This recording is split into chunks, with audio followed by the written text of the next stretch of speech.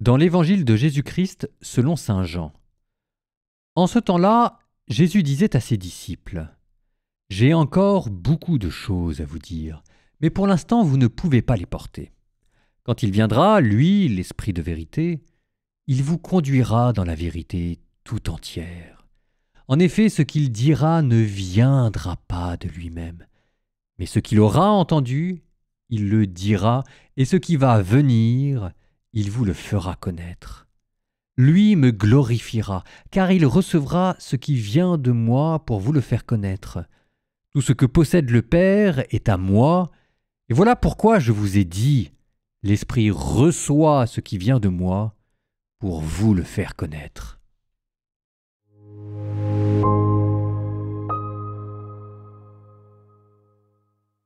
C'est une phrase extrêmement simple, mais en fait, elle est difficile à comprendre. Vous allez tout de suite comprendre.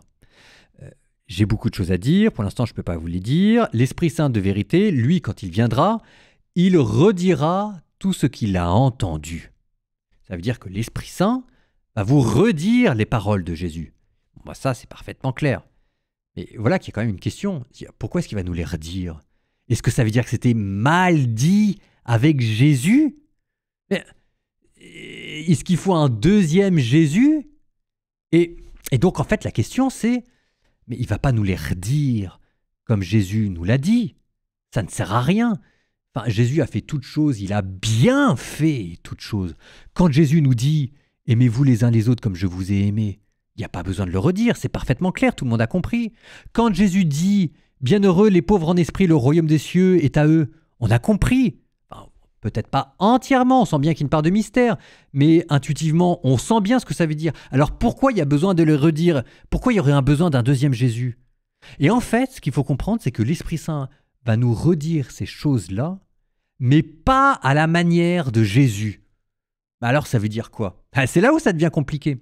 Eh bien, en fait, ça veut dire que Jésus, lui, il parlait avec des mots. Et on a consigné ces mots dans un livre qu'on appelle les évangiles. Et ensuite, il faisait des œuvres, il faisait des miracles. Ça, c'est la manière dont Jésus enseignait. L'Esprit Saint, lui, va enseigner la même chose que Jésus, mais d'une autre manière. C'est-à-dire non plus avec des mots. Mais alors avec quoi ? La manière dont l'Esprit Saint va nous redire l'enseignement de Jésus, c'est en nous donnant les fruits qui y sont associés. La joie qui est associée au commandement de l'amour. La paix qui est associée à la miséricorde et à la filiation divine.